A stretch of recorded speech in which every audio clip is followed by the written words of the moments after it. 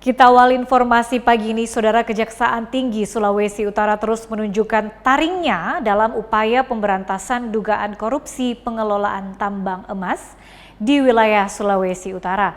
Pengelolaan tambang emas PT HWR terus diseriusi Kejati Sulawesi Utara.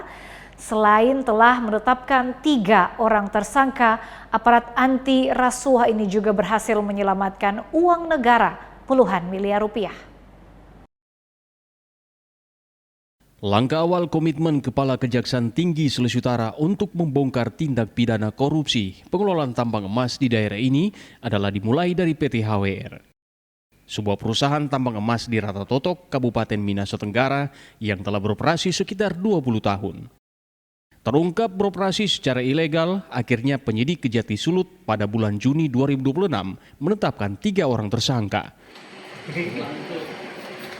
Masing-masing mantan Kepala Dinas ESDM Sulut tahun 2019, inisial BAT, Direktur Operasional PT HWR 2019-2024, inisial BDG, serta HJ, Manajer Operasional PT HWR tahun 2020-2025, warga negara Cina namun berstatus DPO. Tidak berhenti sampai di situ, penyidik Kejati terus mendalami dugaan korupsi di PT HWR ini. Selain berhasil menyita sejumlah alat berat, hasilnya pada Rabu malam 22 Juli, Kejati Sulut membeberkan upaya penyelamatan uang negara senilai 15 miliar lebih bersama sejumlah barang titipan logam mulia emas.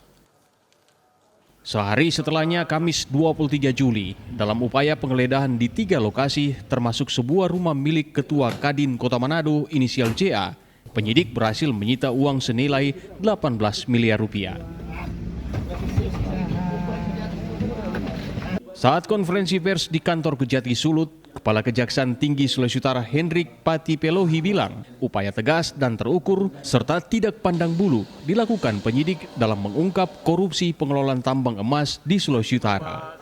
Penyidik Kejaksaan Tinggi Sulawesi Utara telah berhasil menyelamatkan keuangan negara dengan jumlah total senilai yang saya sebutkan tadi.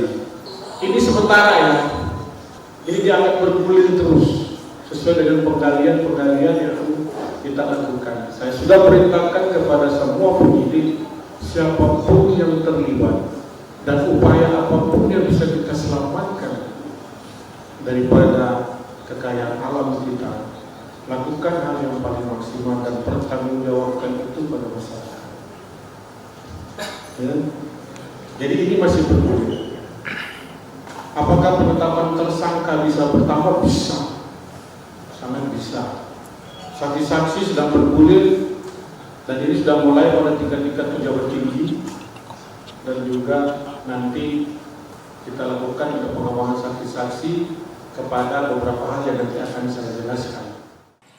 Data dari Kejaksaan Tinggi Sulawesi Utara, selain PT HWR, terdapat 30 lebih perusahaan tambang yang menjadi bidikan penyidik dan terindikasi menyalahi aturan dan merugikan negara.